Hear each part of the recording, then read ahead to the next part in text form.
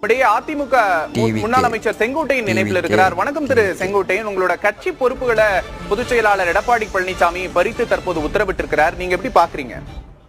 தர்மம் தலைக்க வேண்டும் நாம் நினைத்தோம். புரட்சித் தலைவர் எம்ஜிஆர், புரட்சித் தலைவர் அம்மா வழியில் இந்த இயக்கம் மாபெரும் வெற்றியை அடைய வேண்டும் என்ற நோக்கத்தோடு கருத்துக்களை வெளிப்படுத்தினேன். கழகத்திலிருந்து நீக்கியதற்கு என் மகிழ்ச்சியை தெரிவித்துக் கொள்கிறேன். மகிழ்ச்சியை தெரிவித்துக் கொள்கிறேன் அப்படின்னு சொல்லி இருக்கிறீங்க. இதை நீங்க நேற்று எதிர்பார்த்தீங்களா? பொதுச் செயலாளர் இப்படி ஒரு நடவடிக்கை எடுப்பாருன்னு? அதுக்கு மேல என்ன சொல்றீங்க? இல்ல, இதை நீங்க எதிர்பார்த்தீங்களா? இல்ல, மகிழ்ச்சியை தெரிவித்துக் கொள்ள அதான் முடிச்சுக்க. இதெல்லாம் கேள்வியும் கேட்க கூடாது. நீங்க அதை நீங்க சாட்டை கேட்ட சாட்டை முடிச்சுக்கங்க. நீங்க உங்களோட அடுத்த கட்ட நகர்வு என்னவாக இருக்க போகுது திரு செங்கோட்டை? கேள்விக்கு மட்டும் ரெண்டே பதில் சொல்றேங்க.